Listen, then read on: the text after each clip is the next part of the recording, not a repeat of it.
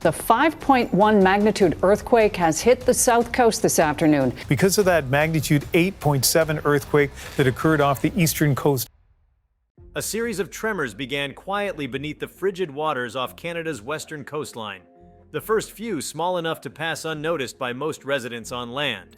Yet beneath the surface, a far greater story was already unfolding.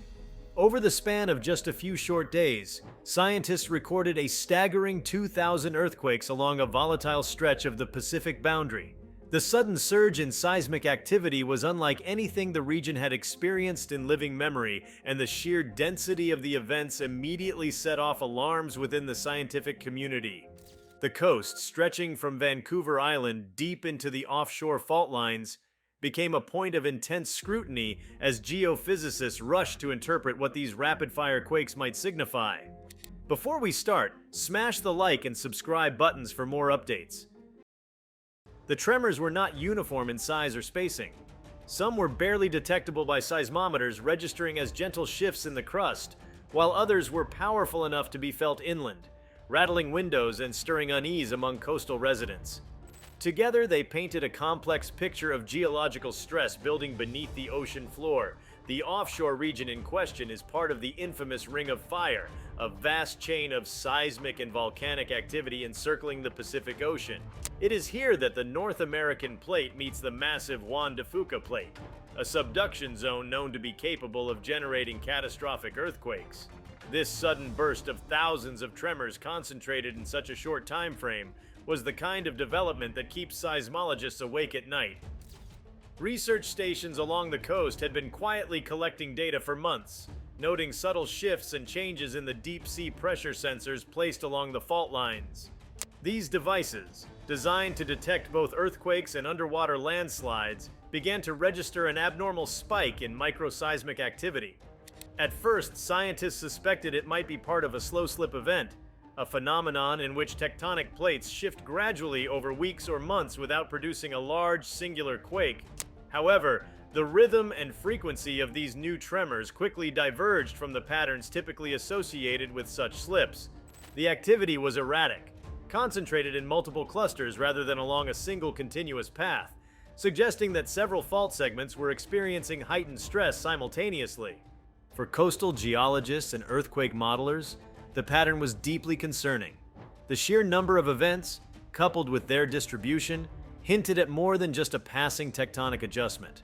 It was as if the crust beneath Canada's Pacific coastline was struggling to accommodate forces it had held in check for decades, perhaps centuries. The possibility that these smaller earthquakes were foreshocks, precursors to a much larger seismic event, was impossible to ignore. While not every swarm leads to a major quake, history offers sobering reminders of how sudden and destructive such transitions can be. Canada's western seaboard has always been a region of geological tension.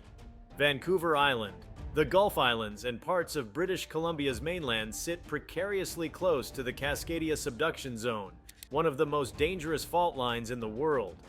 Geological records, including offshore sediment analysis, have revealed evidence of massive earthquakes in this region roughly every 300 to 600 years, events so powerful they reshaped coastlines and sent tsunamis racing across the Pacific. The last such megathrust earthquake struck in January 1700, estimated at magnitude 9, and was recorded in the oral histories of indigenous communities as well as in Japanese tsunami records. With more than 300 years having passed since then, the tectonic clock is already ticking toward another massive rupture. When the reports of the 2000 quakes reached major geological institutions, teams were immediately dispatched to the most affected areas.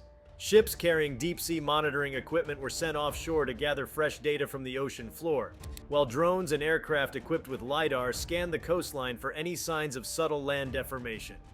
The primary goal was to determine whether the seismic swarm was purely tectonic or whether it might involve magmatic movement beneath the crust. Although the region is best known for tectonic plate activity, there are volcanic systems nearby, some dormant for thousands of years, that could awaken if magma movement were triggered by crustal stress. The tension among scientists grew as more readings poured in. Seismographs plotted the quakes in tight, overlapping patterns that indicated stress redistribution across a network of faults, some of which had not been mapped in detail before. Certain areas offshore displayed bursts of activity that were unusually shallow, originating just a few kilometers beneath the seabed.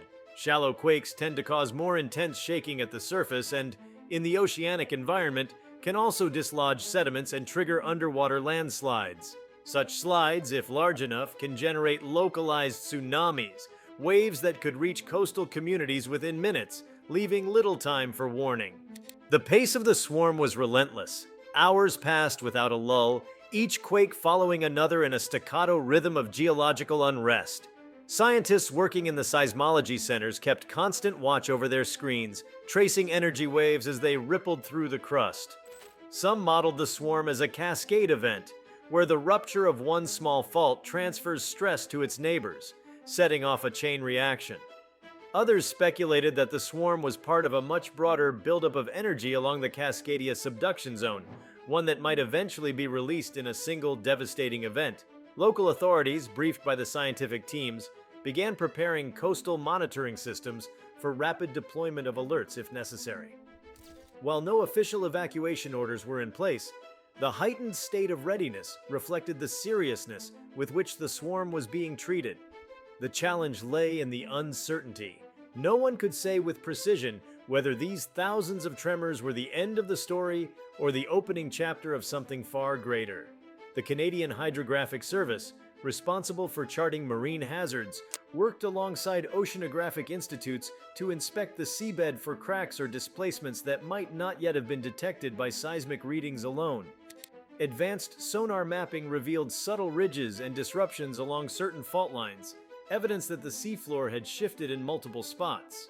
In some cases, the deformation was so recent that plumes of disturbed sediment were still visible drifting in the deep ocean currents. In scientific circles, the debate over the root cause of the swarm intensified. One camp argued that the activity might be linked to the release of long-held tectonic strain, part of a natural cycle of stress adjustment that could taper off without producing a major quake. The other camp warned that the swarm's unusual clustering and persistent intensity might signify that the subduction zone was nearing a rupture threshold. The problem was that both scenarios were plausible and the available data could support either. The broader geological context of the event added to its significance. The Pacific Plate and the Juan de Fuca Plate are locked in a slow but constant collision with the North American Plate. Over time, the smaller Juan de Fuca Plate is being forced beneath North America, a process called subduction. This motion is neither smooth nor predictable. The plates stick due to friction, and as they continue to push against each other, stress builds silently until the resistance can no longer hold. When that moment comes, the release is instantaneous, producing earthquakes of enormous power. The swarm's location along the Canadian coastline is precisely where such a rupture is most likely to occur. The fact that thousands of quakes erupted here in a matter of days was enough to warrant what officials termed a major warning, a formal alert to scientific institutions, emergency services, and coastal municipalities to remain on heightened alert for any significant shifts in activity. This was not a public panic announcement, but rather a precautionary signal to those responsible for monitoring and preparedness. In laboratories and control rooms, simulations were run again and again, each iteration attempting to forecast what might happen if the swarm was indeed leading toward a larger rupture. These models took into account historical quake patterns, current stress maps of the crust, and the velocity at which the fault segments were moving. Some of the more sobering projections indicated that if a large quake did occur, the shaking could extend far inland, affecting cities hundreds of kilometers from the epicenter. The resulting displacement of seawater could generate a tsunami powerful enough to strike not only the Canadian coastline but also the shores of Alaska, Washington, Oregon, and even parts of Hawaii. While the public remained largely unaware of the intricate scientific debate taking place, within the community of seismologists and geologists, the urgency was palpable. Instruments continued to register quake after quake, a constant reminder that the Earth beneath the Pacific was restless. The swarm itself had begun to capture international attention, with research teams from the United States, Japan, and New Zealand offering expertise and additional data to aid in interpretation. The ocean, outwardly calm to the naked eye, concealed extraordinary forces at work beneath its surface. Satellite imagery detected no obvious disturbances on the water, but radar analysis hinted at subtle vertical shifts in sections of the seabed. In geological terms, even a few centimeters of uplift or subsidence over a broad area can represent massive energy transfers within the crust. The challenge for scientists was that such changes are often precursors to larger tectonic movements, but they do not always culminate in immediate disaster. Each hour that passed without escalation offered cautious relief, but it did nothing to resolve the underlying mystery. The swarm's persistence was itself unusual. While earthquake clusters are not rare, such high-volume sequences often diminish within a few days. Here, the activity showed no clear signs of slowing. In some cases, the frequency even increased, suggesting that stress was continuing to propagate through the fault system rather than dissipating. The Canadian coast has endured storms, landslides, and minor quakes before, but this was different. The sheer scale of the seismic burst was a reminder of the raw, unpredictable power locked beneath the crust.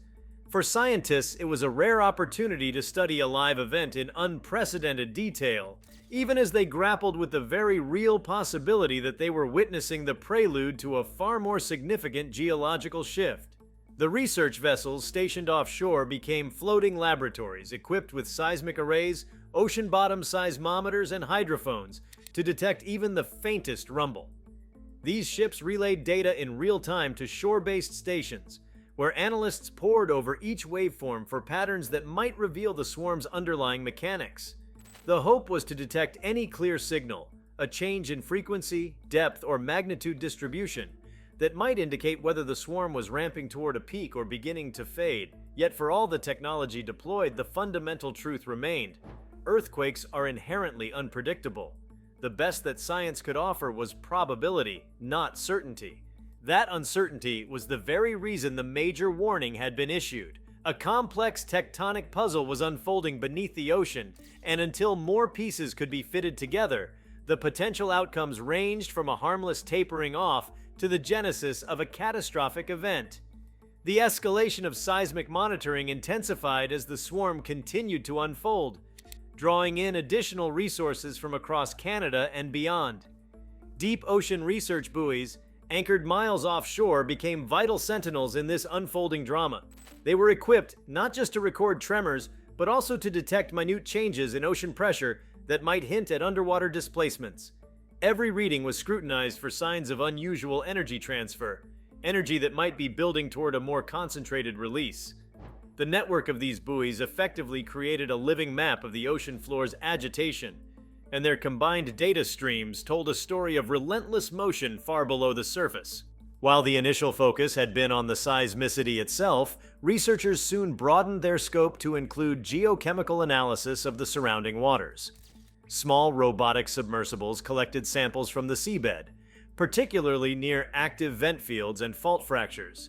Scientists knew that sudden spikes in dissolved gases, such as carbon dioxide, methane, or even trace amounts of helium, could be indicators of deeper geological processes at work. Anomalies in these readings might suggest fluid movement through the crust, potentially tied to either tectonic friction or magmatic intrusion. The samples returned from early dives were still undergoing lab analysis, but preliminary field tests hinted at slight changes in gas composition compared to baseline measurements from previous years. Onshore, the research extended into studying ground deformation patterns using high-resolution GPS stations embedded in bedrock across coastal British Columbia. These instruments were sensitive enough to detect movements of mere millimeters over vast distances.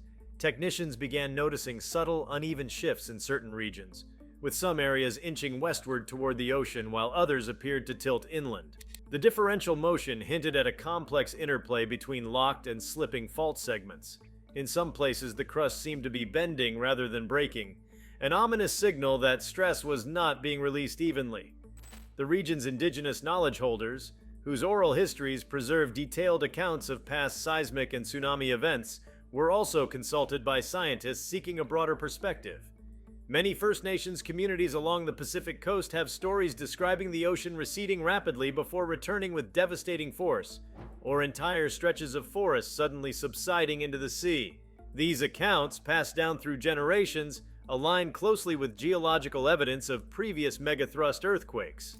The swarm's location and intensity prompted renewed attention to these narratives, which provide not only historical context, but also insights into how the land and sea respond before large-scale events.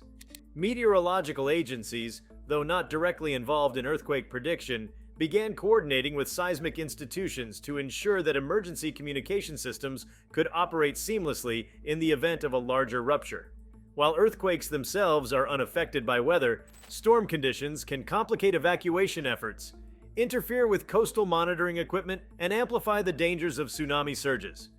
In winter months, when Pacific tempests are common, the challenge of mounting a rapid response to a sudden geological crisis is exponentially greater. Meanwhile, within the scientific community, attention turned to the geometry of the faults themselves. High-resolution seismic reflection surveys, essentially acoustic scans of the subsurface, were conducted to image the structure of the plate boundary in unprecedented detail. These surveys revealed complex, overlapping fault systems, some striking at sharp angles to the main subduction interface. Such geometries can create unpredictable rupture pathways, allowing stress to cascade from one fault to another in ways that are difficult to model. In the context of the current swarm, this complexity made it harder to determine whether the tremors were localized or part of a more extensive chain reaction waiting to unfold. Seafloor photographs captured by remotely operated vehicles showed fresh fractures slicing through sediments that had lain undisturbed for centuries. In some areas, these fissures were only a few centimeters wide. In others, they gaped enough to reveal darker, freshly exposed material beneath.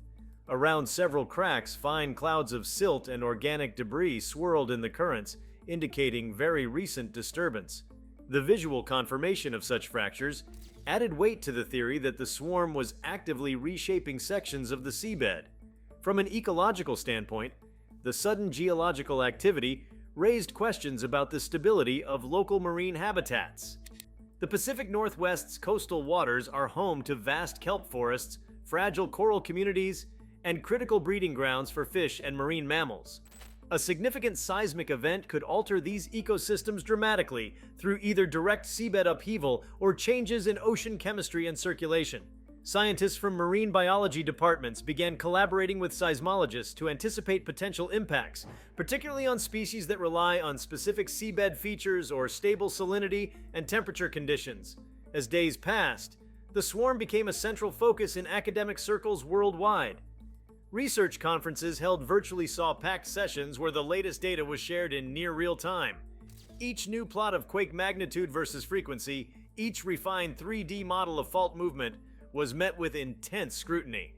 Patterns began to emerge suggesting that the swarm's epicenters were gradually migrating northward along the plate boundary.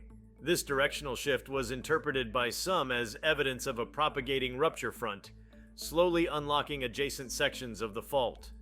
The political dimension of the situation also began to stir.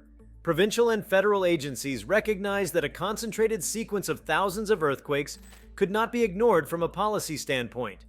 While no public evacuation orders were issued, the event underscored the need for updated disaster readiness protocols. Funding was quickly allocated for the reinforcement of key infrastructure along the coast, from bridges and tunnels to emergency shelters. The swarm had effectively served as a wake-up call, not only to scientists, but also to those responsible for the resilience of coastal communities. In the realm of oceanography, the relationship between seismic swarms and potential tsunami genesis remained a pressing concern. The Cascadia region's offshore topography is dotted with steep submarine canyons and unstable sediment slopes. Even a moderate quake in the right location could destabilize these features, sending massive volumes of material cascading downslope. The resulting displacement of water might not rival a megathrust tsunami in size, but it could still be deadly for nearby coastal towns. Modeling teams began incorporating precise bathymetric data into their simulations to evaluate which regions of the seafloor pose the greatest risk under the swarm's current conditions.